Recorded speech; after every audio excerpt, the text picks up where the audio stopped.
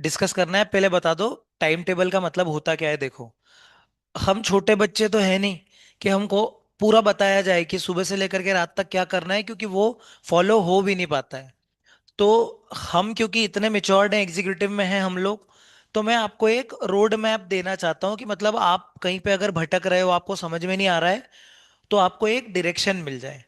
देखो, मैं जो भी बात करने वाला हूँ, आप सबसे पहले ना अपना जो पहले से आपने जो दिमाग लगा रखा है ना, उसको साइड करके सुनना। साइड करके मतलब, जैसे मैं आपको बोलूंगा 4 दिन में एक सब्जेक्ट कर लो, तो आप बोलोगे कि भैया हमारा तो सिलेबस ही नहीं है, कोई बोलेगा हमारे रिवीजन चल रहा है, कोई बोलेगा कि मेरी क्लासेस पेंडिंग है। वो सारी चीजें आप साइड में रखो। क्या है, जो भी प्लान में अभी बताने वाला हूँ उसको आपको एज इट इज फॉलो नहीं करना है। मतलब ऐसा नहीं है कि मैंने बोला 4 दिन तो 4 दिन, आप अपने हिसाब से एडजस्ट कर सकते हो। जैसे किसी सब्जेक्ट को मैंने बोले हैं 5 दिन, लेकिन अगर वो आपका हो सकता है 3 दिन में, तो आप वो 2 दिन या 1.5 दिन कहीं और लगा सकते हो। कहने का मतलब ये है कि किसी भी तरीके से आपको लकीर का फकीर नहीं बनना है, या किसी को इस सेशन को वो बोल ऐसा बोल करके स्किप नहीं कर देना है कि हमने तो हमारा प्लानर बना है। तो मैं आपके प्लानर को चेंज भी नहीं करवाना चाह रहा हूँ। मैं ये बोल ही नहीं रहा हूँ कि आप प्लानर को चेंज कर लो और जैसा मैं बोल रहा हूँ वैसा फॉलो करो। मैं आपको कोई रिजिड प्लान देने ही नहीं आया हूँ। मैं बस आपको ऐसा प्लान देने आया हूँ जिससे आपको एक क्लैरिटी मिले कि अच्छा, अगर हम होते तो हम ऐसा पढ़ते, क्योंकि मैंने वही सारी टेक्निक्स फॉलो करके अपनी एग्जाम्स को पास किया हुआ है। आप सीए हो चाहे वो सीए हो, सीएस हो चाहे सीए हो, सबका एग्जाम पैटर्न चेक करने का तरीका सब सेम ही होता है। दोनों भाई भाई इंस्टीट्यूट हैं। तो अगर मैंने सीए किया हुआ है, क्लियर किया हुआ है, तो मैं अपने जो भी मैंने प्रिपरेशन टाइम में अच्छी चीजें करी, बुरी चीजें करी, जो भी आप जिन खड्डों में पहले गिर सकते हो वो मैं आपको पहले ही बता देता हूँ आज। देखो, लास्ट के 30 दिन है, यहां से मैं डिस्कशन को शुरू कर रहा हूँ। मैंने उसको टू बी प्रिसाइज 32 दिन क्यों लिखे हैं, क्योंकि आप अगर 20 तारीख से काउंट करोगे, इसलिए मैंने बोला था लाइव देख लो। अब वो यूट्यूब पे अपलोड करने में थोड़ा टाइम लगता है, तो वो मेरे हाथ में है नहीं, इसलिए मैंने आपको बोला कि आप लाइव देख लो। अब यहां से कॉपी पेन लेकर के आप बैठेंगे। जितना भी मैं बोलूंगा सारी चीजें रेलेवेंट बोलूंगा, एक भी फालतू चीज नहीं बोलूंगा जिससे आपका टाइम वेस्ट हो। जल्दी खत्म करने की कोशिश करूंगा ताकि आप अपने पढ़ाई में लग सको। बस मुझे आप लोगों से एक वादा चाहिए कि मुझे आप कुछ भी समझो, मेंटोर समझो, बड़ा भैया समझो, जो आपके घर में आपको गाइड कर रहा है, कुछ भी समझो, बस इतना समझो कि मैं जो बोलूंगा वो एग्जाम पास करवाएगा, क्योंकि मैंने खुद की हुई है। ठीक है, अब समझो। सबसे पहले पहले मैं एक एक, आप पॉइंटर जो भी आपको अच्छा लगे आप नोट करते जाना। पहली चीज, जब भी किसी भी प्रोफेशनल एग्जाम की तैयारी करते हैं, ये बात आपको गांठ बांध लेनी है कि आपकी 100% तैयारी तो कभी नहीं होगी। भले आप 30 दिन आपकी एग्जाम में बचे हों, चाहे 300 दिन बचे हों। ये क्या बोल रहे हो भैया, 300 दिन भी बचे हो ना, तो भी आप प्रोक्रेस्टिनेट करके एंड में कुछ ना कुछ बच ही जाएगा। तो इन शॉर्ट मैं आपको क्या बोल रहा हूँ कि तैयारी का टाइम, हमें हमेशा ऐसा लगता है कि तैयारी का टाइम कम है, वो तैयारी का टाइम कभी कम नहीं होता है। तैयारी का टाइम एक्चुअली जितना मिलेगा आप उतने में फैल जाओगे। जैसे मैं अगर आपको कोई काम करने के लिए बोलूं कि 4 दिन में करना है, तो आप 3 दिन टाइम पास करके उसको चौथे दिन ही करोगे, तो 30 दिन मोर देन इनफ है। चाहे बोथ हो चाहे सिंगल हो, क्योंकि आप पहले से पढ़ाई करते आ रहे हो। तो खुद पे थोड़ा सा विश्वास रखना।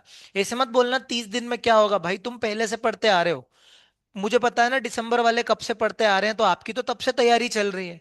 तो आप इतना लोड मत लेना कि हमारे पास तो कम ही टाइम है। अब देखो, सबसे पहले मैंने क्या बताया, आपका कुछ ना कुछ तो छूटेगा। तो आपके साथ अभी हो रहा होगा वो मैं आपको पहले ही बता दूं। आप सुबह पढ़ने बैठते हो, आप बिल्कुल टाइम पास नहीं करते हो, रात तक जब आपकी पढ़ाई खत्म होती है आपको ऐसा लगता है कुछ नहीं हुआ। ऐसा लगता है, ये ऐसा लगता है कि मुझसे तो नहीं हो पाएगा, और 20 दिन एक्स्ट्रा मिल जाए कहीं, ऐसा लगता है। वो इसीलिए लगता है क्योंकि सीए और सीएस का सिलेबस बनाया ही ऐसे गया है कि वो कभी भी कंप्लीट नहीं होगा 100%। आपको हमेशा यही लगेगा कि मैं एक और रिवीजन कर लूं, मैं और ज्यादा टाइम दे दूं। लेकिन अगर आप 80% तक भी ठीक से पढ़ के जा रहे हो ना, तो आप एग्जाम को पास कर लोगे। जब मैं सीए बना, तो उस अटेम्प्ट में ऑडिट में मैंने 2 चैप्टर छोड़े थे, एफआर में 3 चैप्टर छोड़ के गया था, एएफएम में एक 15 नंबर का शॉर्ट शॉर्ट चैप्टर आने वाला था, वो छोड़ दिया था, उसके बावजूद 61 मार्क्स आए थे। इसका ये मतलब है कि जो छोड़ रहे हो उस पर ध्यान मत दो। और ये भी नहीं कि जानबूझ के छोड़ो। अगर आपने कुछ छोड़ दिया, तो जो आपका करंट सिलेबस आपने करा हुआ है उसको इतना पक्का कर लो कि आप उसी से पास हो जाओ। तो पहली लर्निंग, यहां से कंफ्यूज नहीं होना, पहली लर्निंग मैंने आपको क्या दी है कि अगर आपका सिलेबस 80% तक भी कंप्लीट हो रहा है, या फिर आपने अगर आपका टारगेट बनाया, आपने बोला आज मेरे को 4 चैप्टर पढ़ने हैं, और 4 में से अगर 3 चैप्टर हुए, एक रह गया, तो अपने आप को सजा मत देना, आप गुनहगार नहीं हो। ठीक है। ये आप, क्योंकि जब हम टारगेट सेट करते हैं ना, तो खुद से थोड़ा सा हाई ही सेट करते हैं, तो पहले डिमोरलाइज होने की जरूरत नहीं है। अपन अपने हिसाब से अंडर कॉन्फिडेंस में भी अगर जाएंगे ना, तो भी अपन एग्जाम पास कर लेंगे। क्योंकि आपने कोई भी एग्जाम अभी तक पास करी हो, आपने एक चीज देखी होगी कि जब हम एग्जाम दे रहे होते हैं कॉन्फिडेंस नहीं होता, रिजल्ट में भी ऐसे लगता है पता नहीं होगा या नहीं होगा। क्योंकि मैं जब सीए बना, मुझे भी कॉन्फिडेंस नहीं था, मैंने पढ़ाई करी थी, लेकिन मुझे ऐसा कॉन्फिडेंस नहीं था कि हो ही जाएगा। लेकिन जब रिजल्ट देखा तो हो गया। एग्जाम के मेरे को खुद को आंसू आ गए थे एग्जाम के पहले, क्या होगा, तो ये सबके साथ होता है। इतने अटेम्प्ट देने के बावजूद भी मुझे बुखार आ गया था ऑडिट के पेपर के 12 बजे, 2 बजे पेपर था, कि क्या होगा क्या होगा। तो वो सबको डर लगता है, डर सबको लगता है, गला सबका सूखता है, तो उसमें कोई दिक्कत की बात नहीं है। पहला पॉइंट मैंने यहाँ से क्लियर कर दिया, कोई भी डरेगा नहीं। ये जो आखिरी का टाइम है, वो जीरो से हीरो बना देगा किसी को भी, और हीरो से जीरो बना देगा। मतलब आप बहुत पढ़ रहे थे, लेकिन अगर आप अगले 30 दिन में नहीं पढ़ोगे ना, तो आप नहीं क्लियर कर पाओगे। और कोई व्यक्ति पहले से कम भी पढ़ाई कर रहा था, अगर वो लास्ट के 30 दिन में एकदम पागल हो जाएगा, तो वो एग्जाम पास कर लेगा। तो पहली लर्निंग है, आपको पैनिक नहीं करना है। ठीक है। अब मैं आपको सेकेंड चीज की मैंने कैसे बनाया है, देखो। आपके पास 32 डेज लेफ्ट है, क्योंकि मैं आज 19 तारीख है, 20 तारीख से गिनूं तो 20 से लेकर के 11 दिन नवंबर के, और 22 तारीख से आपका पेपर है, तो 21 दिन आपके दिसंबर के, तो टोटल मिलाकर के 32, जितने आपके दांत होते हैं उतने ही आपके दिन अवेलेबल है, 32। तो 32 के हिसाब से बोथ ग्रुप का टाइम टेबल बना दिया है, 2-3 दिन आप आगे पीछे एडजस्ट करोगे। हर सब्जेक्ट को 4-4 दिन दिए हैं, डरने की जरूरत नहीं है, आपको 4 दिन में तो करना ही पड़ेगा एक सब्जेक्ट को। अभी आप ना ये मत करो कि एक दिन में 4-4 सब्जेक्ट पढ़ रहे हो, वो स्ट्रेटेजी काम नहीं आती है मेरे अकॉर्डिंग। उसका रीजन ये है, अगर आप एक दिन में 4 सब्जेक्ट पढ़ोगे, तो वो चारों का ट्रैक नहीं होगा आपको, आप इसको ऐसा लगेगा कि यार ये बच गया, वो बच गया, ये कम हो गया, वो ज्यादा हो गया। मैंने 4 सब्जेक्ट सोचे थे, पता चला एक को हाथ ही नहीं लगाया, और वो पता चला कि वो पूरा ही चैप्टर सब्जेक्ट बच गया, तो एक ही सब्जेक्ट आपकी नैया डुबा देगा। इसीलिए आपको एक दिन में एक सब्जेक्ट पढ़ना है, और फिर मिक्स करके चलना है। मिक्स मतलब मेजर और माइनर, इसको मैं बोलता हूं मेजर और माइनर। यानी कि आप देखो, सबसे पहले तो सिटिंग आवर्स आपके होने चाहिए 15। आप बोलोगे नहीं होता, सिंपल सा कैलकुलेशन है भाई, जीवन में अभी कुछ भी नहीं है। 24 घंटे में से आपको 7 घंटे सोने के हटाने हैं। क्योंकि सर हम तो 6 घंटे सो जाएंगे, सोने से कॉम्प्रोमाइज करने से कुछ भी नहीं होगा, तबीयत खराब होती है। तो जो स्टंट मारने की कोशिश करेंगे ना कि 4 घंटे 5 घंटे सो जाएं, तो आपकी प्रोडक्टिविटी, आपकी आंखें भारी हो जाएगी, आपका सर दुखेगा, तो प्रोडक्टिविटी उतनी आनी है। और भगवान ना करे कुछ तबीयत वगैरह खराब हो गई ऐसे टाइम पे, 7 घंटे, क्योंकि देखो आप 6 साढ़े 6 घंटे सोओगे, और सोने के बाद ना अपने आप को होश में लाने में भी तो टाइम लगता है ना। जैसे कि आप ऐसे फिर मुंह पे पानी मारोगे, तो वो सब कुछ कर कुरा के 7 घंटे हो ही जाते हैं, तो कितने बचे अपने पास, 17 घंटे। 17 घंटे में नहाने धोने खाने पीने सब कुछ करके 2 घंटे। अब बोलोगे इतनी जल्दी कैसे होगा, होता है। 5 मिनट में नहाओ भाई। अभी वो टाइम चल रहा है ना कि आपको करना पड़ेगा, ये मैंने किया हुआ है, तो ये एक भी चीज मैं ऐसी नहीं बोलूंगा जो थ्योरेटिकल है, सब प्रैक्टिकल है। जैसे अगर आप खाना खा रहे हो, तो खाना खाते खाते आपके कान में रिवीजन लेक्चर चल रहा है, अभी वो नहीं है आराम से मेस में खाना खाने गए गप्पे मार रहे हैं, वो नहीं है। चाय पीने गए तो चाय इधर पी रहे हैं, इधर मैथ्स वो सॉल्व कर रहे हैं, एफएम। इतना, अब अगर आपको नींद नहीं आ रही है, आप सो रहे हो, तो आपके कान में आपका लेक्चर चल रहा है, आप लेक्चर सुनते सुनते, जब तक आपको नींद नहीं आ रही है, जब तक आप लेक्चर सुन रहे हो, तो आपको आपके ब्रेक्स को ऑप्टिमाइज करना पड़ेगा। जैसे कि आप सोचो, मैं तो इस हद तक हो गया था, मैं आपको बताता हूँ। जैसे कि आप सुबह उठे, तो ये हैक है, ये आपको मानना पड़ेगा। और सारी चीजें सुनते जाना, ऐसे नहीं सर बच्चों वाली क्या चीजें बता रहे हो भैया, सब एंड में समअप हो जाएगा। मैं सोया, सो करके आप जैसे ही उठे ना, वो ऊँगने का टाइम वेस्ट मत किया करो। जैसे ही आप उठे, फटाफट ठंडे पानी मुंह पे मारा, और पढ़ने बैठ गए। मतलब विद इन 5 मिनट, उठने के 5 मिनट आपको पढ़ने बैठ जाना है। उससे क्या होता है कि आप पढ़ रहे हो पढ़ रहे हो पढ़ रहे हो पढ़ रहे हो, जैसे ही आपको ब्रेक लेने का मन हुआ, आप ब्रश करके आ गए, आपको ब्रेक लेने का मन हुआ, आप बाथरूम होके आ गए, फिर आपको ब्रेक लेने का मन हुआ तो आप नहाने, मतलब आपको 5-5 मिनट का ब्रेक लेना है बीच में। मतलब आप बोलो सर जिंदगी नरक बनाओगे क्या, अगर पास होना है तो करना पड़ेगा ना।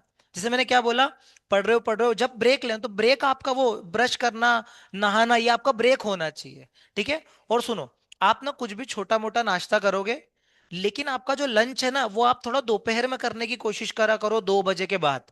रीजन बताता हूँ। अगर आपने जल्दी खाना खा लिया ना, तो जैसे ही आप खाना खाते हो वैसे आपका आलस शुरू होता है। ठीक है, ये होता है प्रैक्टिकली। तो आप जितना लंच को डेफर करोगे, आपको भूख लग रही है और आप पढ़ रहे हो, आप जागे हुए हो, क्योंकि भूखे पेट किसी को नींद नहीं आती। लंच को डेफर करो, उससे होगा क्या?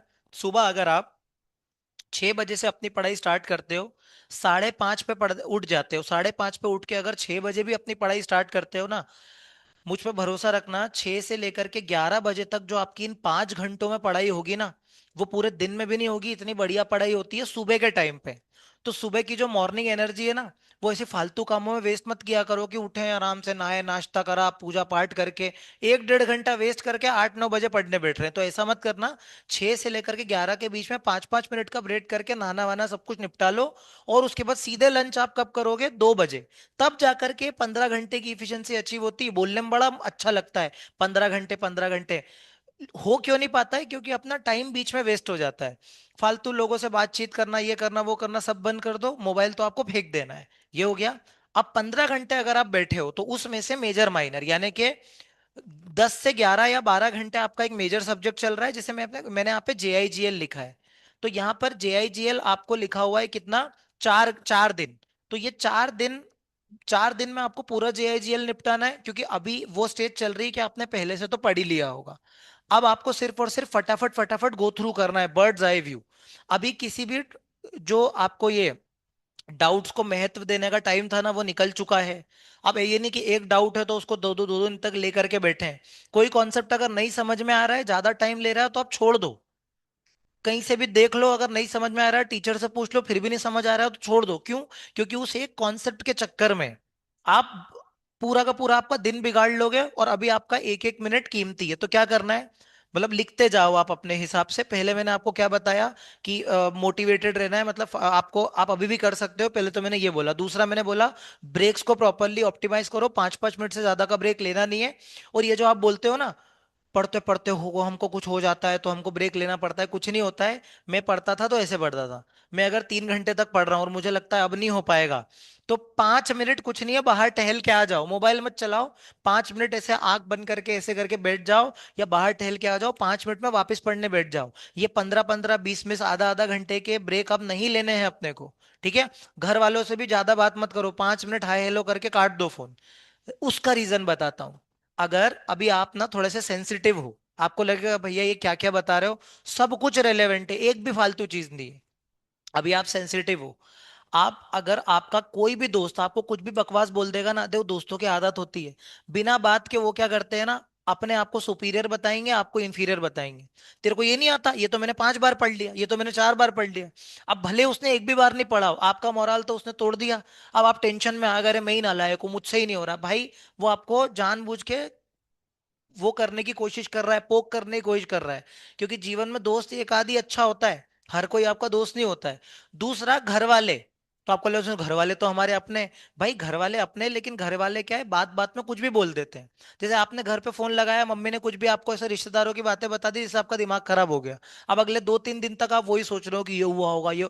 इससे अच्छा घर में बात मत करो। घर वाले अगर कोई भी ताना वाना दे देंगे ना, तो आपका दिमाग उसी में चलने लग जाएगा। तो जितने कम लोगों से बात कर सको, जितना खुद को आइसोलेट कर सको, उतनी कोशिश करो। एक भी फालतू इंसान का अगर आपने लोड ले लिया, तो आपके अटेम्प्ट की 12 बज जाएगी। ये मैंने देख रखा है, इसलिए मैं बोल रहा हूँ। पहला ये हो गया। अब मैं क्या बोल रहा हूँ, 4 दिन आपको एक सब्जेक्ट को पढ़ना है, हर दिन। देखो, बैक कैलकुलेशन करूं तो 32 दिन है। लास्ट के 4 दिन आप JIGL को दोगे।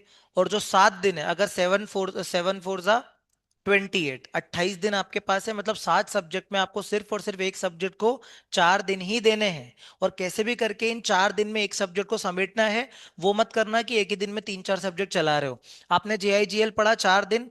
अब आप बोलोगे सर हम तो बोर हो जाएंगे पूरे दिन JIGL पढ़ के, तो FM है ना, रोज 2 से 3 घंटे आप FM सॉल्व करोगे। मतलब आपका दिन कैसे शुरू होगा? आप उठे, आपने JIGL पढ़ा। आप JIGL कैसे पढ़ना है मैं सब्जेक्ट वाइज भी बताते जा रहा हूँ, इसलिए लिखते जाओ। हर चीज मैं लिखूंगा नहीं, मैं बोलते जा रहा हूँ, आप लिखो, टाइम वेस्ट होगा लिखने में। पहले, JIGL जो आप पढ़ रहे हो ना, उसको आप लाउड पढ़ो। वो सब्जेक्ट ही ऐसा है। वो सब्जेक्ट कोई रट सकता ही नहीं है, टीचर भी नहीं रट सकते, वो वाला सब्जेक्ट ही ऐसा है। तो रटने मत जाना। JIGL को जितना आप, सर ने समझा दिया, रिवीजन भी करा दिया। अब आप उस पर्टिकुलर सब्जेक्ट को रीड कर रहे हो, लाउड रीड, जितना आप लाउड रीड घूम घूम के चल चल के उसको लाउड रीड कर सकते हो उतना करो। आप 3 से 4 बार उसको रीड करोगे, वो दिमाग में बैठते चले जाएगा। मैं ये नहीं बोल रहा हूँ बिना समझे रीड करना है, समझ लिया, समझ करके आपको लाउड घूम घूम के चल चल के उसको थोड़ा, आप जैसे मैं कैसे याद करता था, जैसे मैं खुद को ही पढ़ा रहा हूँ तो मैं एक टीचर की तरह खुद को याद करवाता था। तो वैसे ही आप जेआईजीएल को समझ करके जाओगे। देखो पूरा एज इट इज तो आप लिख नहीं पाओगे, आपको सिर्फ उसको रीड करना है ताकि आप कंसेप्चुअल अंडरस्टैंडिंग लेकर के एग्जाम में जाओ। आप खुद की लैंग्वेज में लिखोगे, आपको मार्क्स मिल जाएंगे। अगर आपको यकीन नहीं होता तो आपने सीनियर से पूछ लेना, किसी ने जेआईजीएल रटा नहीं था, कंसेप्चुअली सर का रिवीजन अटेंड किया था, कंसेप्चुअली समझा था और उसके बाद अपनी लैंग्वेज में लिख करके आए थे, उनको मार्क्स मिले थे। जेआईजीएल को 4 दिन में करना है। अगर आप बोर हो रहे हो, जैसे आपको लगता है दोपहर में बहुत नींद आ रही है, जेएजीएल नहीं पढ़ा जाएगा, उस टाइम पे एफएम उठा लिया और एफएम को सॉल्व करते चले गए। सॉल्व कैसे करना है, आंसर नहीं देखना है, सिर्फ कैलकुलेटर चलाना है और स्क्रिबल करते करते करते करते अपना सॉल्यूशन करना है। ठीक है। जब भी आपके नींद का टाइम है तो आप एफएम सॉल्व करोगे। क्यों? क्योंकि एफएम कभी भी सॉल्व करते करते आप सोओगे नहीं। जब भी नींद का टाइम है जब एफएम सॉल्व करोगे। जब भी आपका प्रोडक्टिव टाइम है, प्रोडक्टिव कब होता है पता है? सुबह उठते हैं तो प्रोडक्टिव टाइम है, उस टाइम पे नींद नहीं आ रही होती। और 5 बजे के बाद जो शाम का टाइम होता है ना, वहां पर कोई भी नहीं सोता है, तो उस टाइम पे प्रोडक्टिव टाइम होता है। 8-9 बजे तक भी नींद नहीं आ रही होती है। फिर 10 बजे के बाद जब नींद आना चालू हो, जब एफएम उठा लो। इस तरीके से आपको जेआईजीएल और एफएम का कॉम्बिनेशन निपटाना है। जेआईजीएल कैसे करना है? रीड करना है। अभी क्वेश्चन वेश्चन करने पे इतना फोकस करना नहीं, बाकी सर ने आपको सब्जेक्ट स्पेसिफिक बता ही दिया होगा। मेरे अकॉर्डिंग आपको प्रोविजन पे ज्यादा फोकस करना चाहिए। उसके बाद एसबीआई डबल एल सुनो। एसबीआई एल पढ़ने का तरीका थोड़ा सा अलग है। एसबीआईएलएल पढ़ने का तरीका है कीवर्ड्स को याद करना। क्योंकि एसबीआईएलएल में ना हेडिंग्स है, आप देखना जेआईसीएल में हेडिंग्स ज्यादा नहीं है, उसमें पैराग्राफ ही पैराग्राफ है। और एसबीआईएलएल में हेडिंग्स है, तो आपको पता क्या करना है? कीवर्ड्स याद करने हैं। जो कीवर्ड्स मतलब जो भी इंपॉर्टेंट वर्ड्स होते हैं ना, बस उनको 2-2 3-3 बार बोल बोल करके याद करना है। एसबीआईएलएल में भी ज्यादा क्वेश्चन प्रैक्टिस की जरूरत नहीं है, क्योंकि वो ऑलरेडी क्या है, डायरेक्ट थ्योरी है। मतलब उसमें अगर केस स्टडी आई या कोई क्वेश्चन आया ना तो वो डायरेक्ट आएगा, तो आपसे पॉइंटर्स पूछ लिए जाएंगे। अगेन आपको 4 दिन में एसबीआईएलएल पढ़ना है, और अगर आप बोर हो रहे हो तो उसके साथ साथ आपको एफएम को मिक्स करना है रोज 3 से 4 घंटे। उसके बाद लास्ट में अपन सीएल करेंगे। सुनो, सीएल को भी 4 दिन देने हैं। सीएल को पढ़ने का थोड़ा सा तरीका अलग है। जेआईजीएल एसबीआईएलएल में ज्यादा क्वेश्चन ना करे, काम चल जाता है, लेकिन जो सीएल वाला सब्जेक्ट है ना, उसमें मैंने देखा है कि केस स्टडीज बहुत ज्यादा आती हैं। तो आप केस स्टडीज को ज्यादा से ज्यादा ओरली सॉल्व करो, लिखना नहीं है, लिखने का टाइम ही नहीं है। क्वेश्चन देखा, खुद से दिमाग में आंसर सोचा, आंसर पढ़ा, फिर क्वेश्चन देखा, खुद से दिमाग में आंसर सोचा और अपना आंसर से मैच कर लिया। जहां भी आपको लग रहा है कि यार यहाँ मैं अटका था या अटकी थी, उसको फटाफट अपनी लैंग्वेज में सर की बुक पे ही लिख लिया। ये करना है। मेरी बात सुनो। अब एक और चीज जो बहुत काम की है, जिसके लिए मैंने आपको इकट्ठा किया है यहाँ पे, थोड़ा सा फिलोसॉफिकल लगेगा, लेकिन एग्जाम के बाद आप याद करोगे। आप जो कर सकते हो ना, उसका पोटेंशियल का अंदाजा आपको खुद को भी नहीं। अभी आप बोलोगे सर ज्ञान मत दो, ये सब हम सुनते आ रहे हैं 10 बार, लेकिन सुनो, मैंने प्रैक्टिकली मेरी एग्जाम में किया है। मैंने ना जिंदगी में ये देखा है कि अगर आप खुद पे 100% भरोसा करके पागल हो जाते हो ना किसी चीज के पीछे, तो वो मिल जाती है। इस वर्ड पे फोकस करना, मैं क्या बोल रहा हूँ। अगर आप किसी चीज के पीछे पागल हो जाओगे ना, तो वो चीज आपको मिल जाएगी। मतलब अगर आप अभी ये बोल रहे हो नहीं हो पाएगा, नहीं हो पाएगा, तो नहीं होगा। लेकिन अगर आपने बोल दिया कि ऐसी की तैसी मुझसे कैसे नहीं होगा, और ये जो मैं बोल रहा हूं ना, कि जब आप जेआईजीएल पढ़ रहे हो तो पढ़ते पढ़ते खो जा रहे हो, आपकी आंखों में वो जुनून दिखना चाहिए। ये किताबी बातें नहीं है। क्योंकि मैं जब सीए बना ना, उस अटेम्प्ट में मैंने अपना 100% दे दिया था। और जिस अटेम्प्ट में मैंने अपना 100% दिया ना, उसी अटेम्प्ट में मैं सीए बना हूं। तो अपना 100% कैसे देते हैं? मुझको जेआईजीएल नहीं जम रहा है, जमाओ, मुझे नहीं पता। कोई ऐसा तो नहीं, रॉकेट साइंस तो नहीं है, जम जाएगा। एक चीज नहीं आ रही है, 15 बार पढ़ो, 20 बार पढ़ो, पढ़ो, लेकिन कैसे भी करके उसको कंप्लीट पढ़ो। मतलब कहने का मतलब मेरा ये है कि पागल हो जाता है ना कोई व्यक्ति, घूम घूम के चलते चलते इतनी जोर जोर से बोल रहे हो कि आपके गले में दर्द होने लग जाए, चलेगा? कुछ नहीं हो रहा है। आपको पानी पीना पड़ रहा है हर आधे आधे घंटे में, लेकिन आप खुद को देख रहे हो कि भाई तू कितना प्रोडक्टिव है यार, 1 घंटे में एक चैप्टर निपट गया। वो जोश आपको अपने अंदर लाना पड़ेगा। अगर आपकी प्रोडक्टिविटी नहीं हो रही है, आप सिर्फ इतना सोचो कि यार 30 दिन की तो बात है, ये 30-35 दिन अगर निकाल दिया और आपका बोथ ग्रुप या एक ग्रुप हो गया, तो आप सोचो ना उसके बाद तो ऐश ही ऐश है। तो आप ये सोचो। ये एक एडिशनल पॉइंट था, जो फिलोसॉफिकल पॉइंट था, वो ये था, आपको जोश के साथ पढ़ना पड़ेगा। मतलब सुस्त होकर के पढ़ोगे तो वो प्रोडक्टिविटी 2 घंटे में भी नहीं निकलेगी जो आप 1 घंटे में निकाल सकते हो। इसके लिए क्या करना है? जोश लाना है अपने अंदर, कभी कभी अगर आपका मन करे ना, तो एक आध मोटिवेशनल गाना सुन लिया करो, भजन सुन लिया करो, जिससे आपका दिमाग शांत हो। लेकिन आपको जोश के साथ पढ़ना पड़ेगा, सुस्त होकर के आप नहीं बैठ सकते, ठीक है? ये मेरे लिए काम किया था, इसलिए मैंने आपको बता दिया।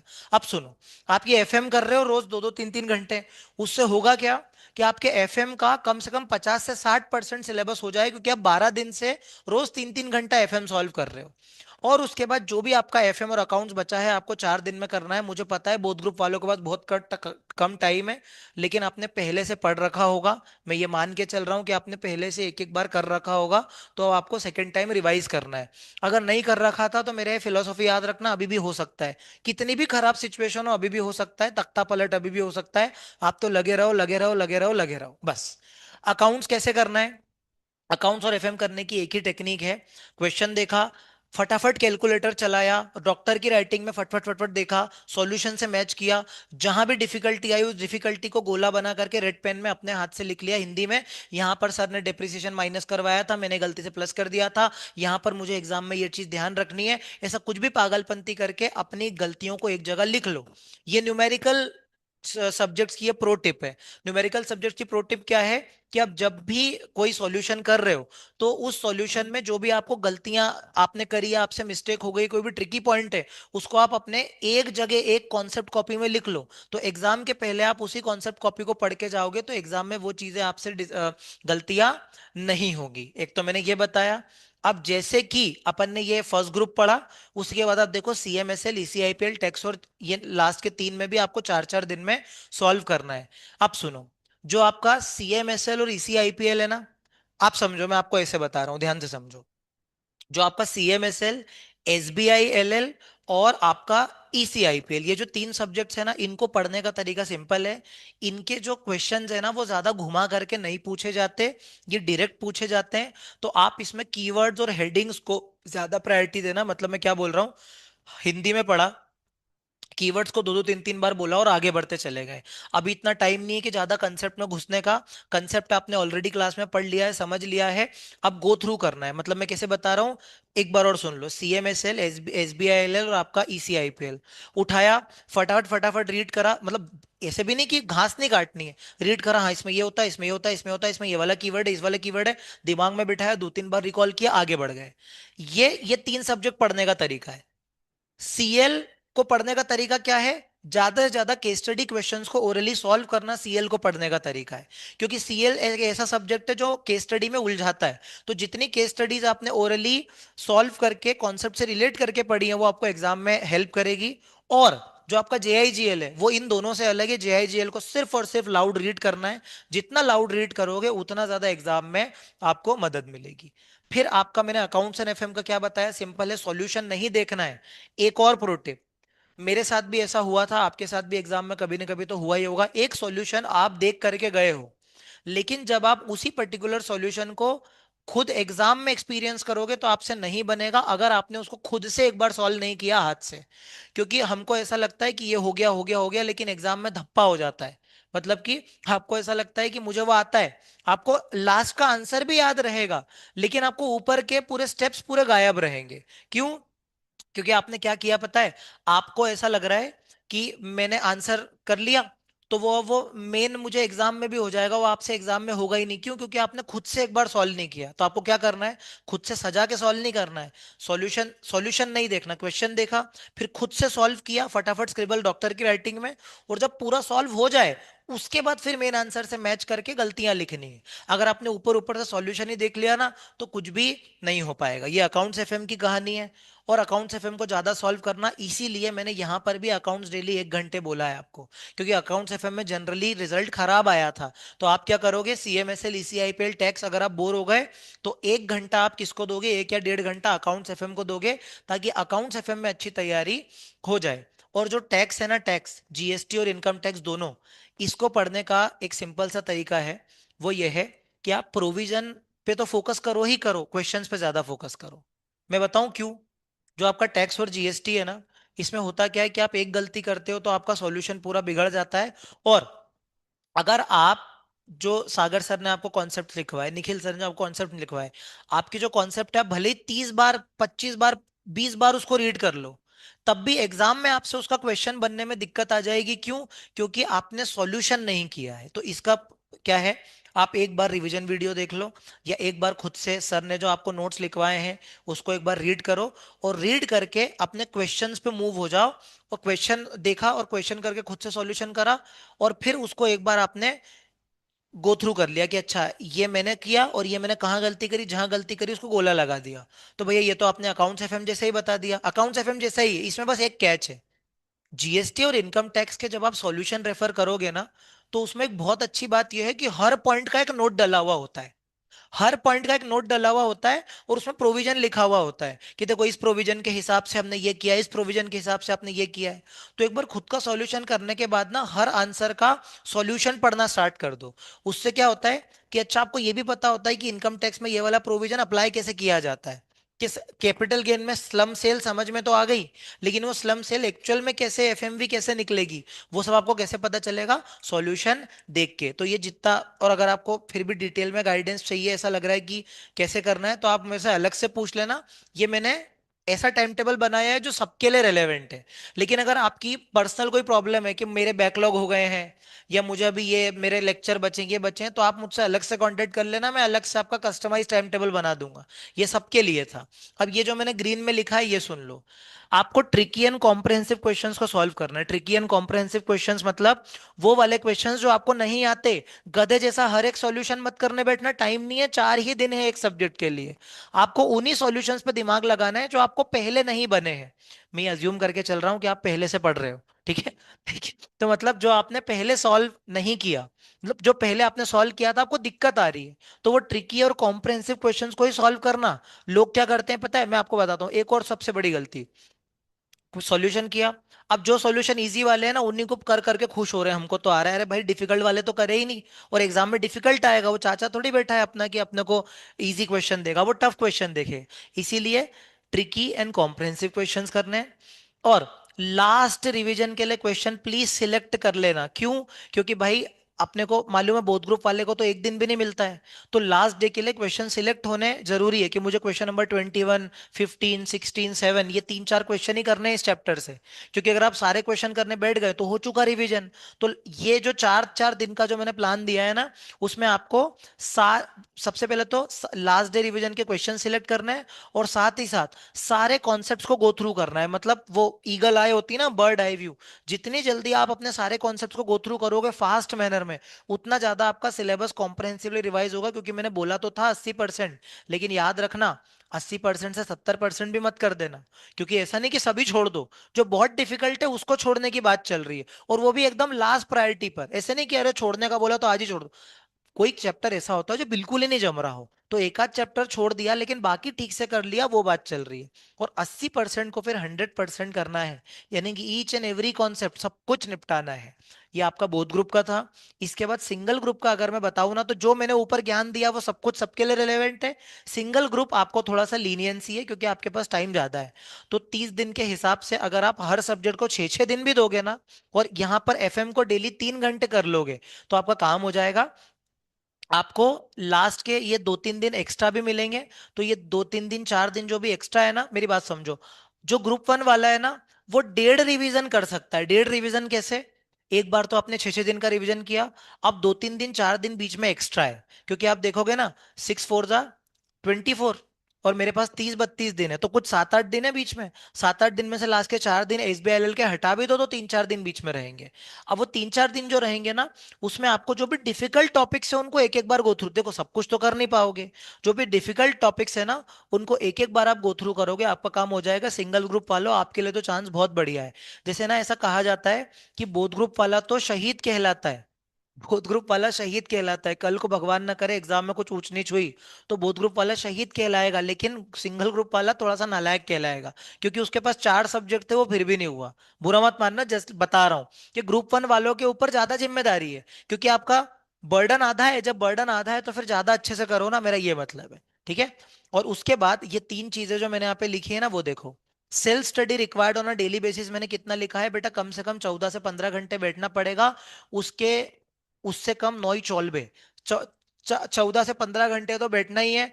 और उसमें आपकी इफेक्टिव स्टडी आएगी 12 से 13 घंटे। क्योंकि होता क्या है, मुझे ऐसा लगता है कि मैं पढ़ रहा हूं, लेकिन कहाँ आप पढ़ते पढ़ते विराट कोहली के उधर चले जाओगे, पता नहीं क्या क्या दिमाग में घूमता रहता है। ठीक है, कुछ भी। और जब आप पढ़ते हो ना, जब तो ज्यादा दिमाग में चीजें चलती रहती है। आइसक्रीम से, या वो कोई आइसक्रीम वाला है, अच्छा हम भी बचपन में आइसक्रीम खाया करते थे, ये कुछ भी दिमाग में आ जाता है और आधा 1 घंटा चला जाता है। इसीलिए आपको बैठना ज्यादा है। जब सिटिंग ज्यादा होगी तो इफेक्टिव स्टडी उसके हिसाब से 2-3 घंटे कम ही आती है। अब 14 घंटे बैठोगे तो 12 घंटे, 15 घंटे बैठोगे तो 13 घंटे। तो इस तरीके से आपको सेल्फ स्टडी जो है उसके आवर्स बढ़ाने पड़ेंगे। इसीलिए आपको फालतू चीजें नहीं करनी है। जीवन में सिर्फ आराम करना है, सोना है, और सोना भी ज्यादा नहीं है, 6 घंटे सोना है। सोने के अलावा जितना हो सके अपने ब्रेक्स को ऑप्टिमाइज करके पढ़ने में ही लगाओ। चाय पीते पीते रिवीजन लेक्चर सुनो, खाना खाते खाते रिवीजन लेक्चर सुनो, टहलते टहलते ऑडियो रिवीजन सुनो, गाड़ी चला चलाते भी सुनो। जीवन में सिर्फ पढ़ाई ही पढ़ाई है। उसके बाद अपना जो सिलेबस है ना वो क्विक मैनर में करो। कई बच्चे मैंने देखे हैं जो इतना स्लो स्लो पढ़ते हैं ना, फिर बोलते हैं भैया एक दिन में 2 ही सब्जेक्ट, 2 ही चैप्टर हुए, हमको तो आपने 4 का टारगेट दिया था। तो इसीलिए क्विक मैनर में करना। और अननेसेसरी कंफ्यूजन सुनना। ये जो अननेसेसरी कंफ्यूजन होता है ना, बच्चे इस टाइम पे कंसेप्चुअल क्लैरिटी के पीछे भागते हैं। मेरे भाई तू इतने टाइम से कर क्या रहा था? अगर आप अभी कंसेप्चुअल क्लैरिटी के पीछे भागोगे तो ट्रेन छूट जाएगी ना। अभी तो भाई रट्टाफिकेशन है। क्योंकि जितना आपको समझना था वो क्लास में टीचर जब पढ़ा रहे थे आपने समझ लिया। अभी आपको सिंपली अननेसेसरी कंफ्यूजन हो रहा है, छोड़ो उसको। ज्यादा डाउट आ रहे हैं तो एक डाउट को ज्यादा तवज्जो मत दो, उस एक डाउट के पीछे दूसरा छूट जाएगा। इसीलिए अब ज्यादा फटाफट सिलेबस करने पे फोकस करो। अननेसेसरी डाउट्स में आधा आधा दिन मत लगाना। और लास्ट में, थ्योरी का एक ही रामबाण तरीका है जो मैंने देखा, लाउड रीड करो। इससे बढ़िया कोई तरीका ही नहीं है। क्योंकि चिल्लाते चिल्लाते कोई नहीं सो सकता। बोलते बोलते, आपने कभी देखा है बोलते बोलते कोई सो गया हो? कभी नहीं होता है। लेकिन अगर आप पढ़ते पढ़ते, अगर आप कुछ बोल नहीं रहे हो, सिर्फ आप देख रहे हो किसी चीज को, बुक के सिर्फ आप बिना बोले सिर्फ देखे जा रहे हो, तो आपको नींद आ जाएगी। इसीलिए लाउड रीड करना है थ्योरी कॉन्सेप्ट को। और कीवर्ड्स को रिकॉल करने की कोशिश करना है। जितना आप थ्योरी को, कीवर्ड्स को रिकॉल करोगे उतना ही ज्यादा आपका फायदा होगा। लास्ट में बस इतना ही बोलूंगा मैं। एक एक ही तरीका है एग्जाम पास करने का, वो है कि भले ही आप अंडर कॉन्फिडेंट हो चल जाएगा, लेकिन आपको हर मिनट ग्रो करते रहना है। मतलब आपसे नई पढ़ाई हो रही है, आपको भयंकर फ्रस्ट्रेशन हो रहा है, क्या वो फ्रस्ट्रेशन के टाइम पे भी आप पढ़ सकते हो क्या? अगर आप पढ़ रहे हो और आपने एग्जाम हॉल में घुसने के पहले अपने आप को ये बोल दिया कि मैंने मेरा 100% दिया है, तो फिर रिजल्ट कुछ भी आए आप अपनी नजरों में नहीं गिरोगे। देखो सिंपल सी बात है। अपनी नजरों में इंसान तब गिरता है जब उसको पता होता है कि मैंने जितनी मेहनत रिक्वायर्ड थी उतनी नहीं करी है। तो एग्जाम हॉल में घुसने से पहले अगर आपने अपने आप से ये बोल दिया कि मैंने अपना 100% दिया है, इससे ज्यादा तो मैं चल ही नहीं सकता था, तो फिर आपका रिजल्ट पास ही आएगा। आपको कोई फेल कर ही नहीं सकता।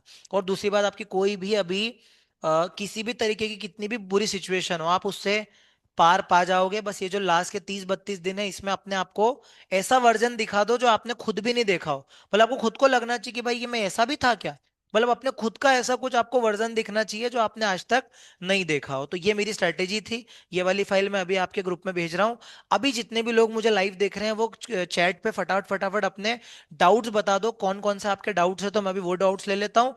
इसके अलावा जिसको भी मुझसे पर्सनलाइज गाइडेंस चाहिए, मुझसे टाइम टेबल बनवाना है, कुछ समझ में नहीं आ रहा है और दूसरे डाउट्स हैं, तो मेरे नंबर पे आप व्हाट्सएप कर देना, फोन कर देना, मैं रिप्लाई दे दूंगा। लेकिन रुकना मत, बस ये मतलब है। अब फटाफट अपने चैट पे बता दो तो अपन सेशन ओवर करते हैं। मुझे जितना बताना था मैंने बता दिया। और अगर रेलेवेंट लगेगा तो अपन बीच में थोड़ा थोड़ा बीच बीच में सेशन और लेते रहेंगे, 15-15 20-20 मिनट के।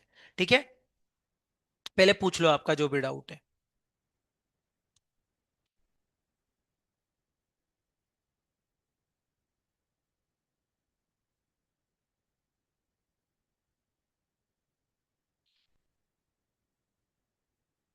बोथ है, पर मॉक टेस्ट में कैसे 4 डेज करें? देखो मेरी बात सुनो।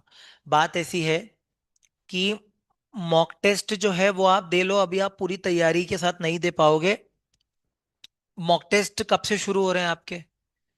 तो वो एक दिन में एक पेपर, अगले दिन दूसरा पेपर होगा क्या? बीच में एक एक दिन की छुट्टी है क्या? तो आप मॉक टेस्ट तो दोगे, मैं ऐसा नहीं बोल रहा हूँ, देखो। लेकिन आप मॉक टेस्ट को बहुत ज्यादा एकदम तैयारी के साथ नहीं दे पाओगे। जो आपका 4 दिन का प्लानर है उसको फॉलो करो। अगर आपको मॉक टेस्ट देना है तो मॉक टेस्ट सिर्फ आपकी अभी स्पीड चेक करने के लिए है, क्योंकि आप खुद समझो एक एक दिन में अभी तैयारी नहीं हो पाएगी किसी एक सब्जेक्ट की। मैं बोल रहा हूँ मॉक टेस्ट तो देना ही है, बिना मॉक टेस्ट के काम नहीं चलेगा। मैंने एक्चुअल में ना इस पीडीएफ में लिखा हुआ है, ये कुछ दिक्कत आ रही है, लास्ट में दिख नहीं रहा है।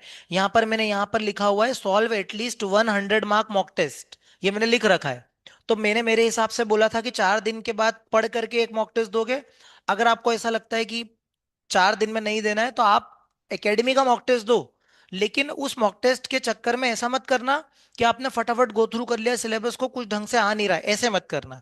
आप मॉक टेस्ट दे लो जिससे आपको अपनी एक्यूरेसी और स्पीड आपकी मैनेज हो जाए। और अपने टाइम टेबल को इस टाइम टेबल के हिसाब से एडजस्ट कर लो, 4 डेज पर सब्जेक्ट। ठीक है, वो आप अपने हिसाब से कर सकते हो, हर बच्चा अलग अलग करेगा। ठीक है। बाकी आपको मॉक टेस्ट तो देने ही है ताकि आपकी स्पीड वगैरह चेक हो जाए। और इसके अलावा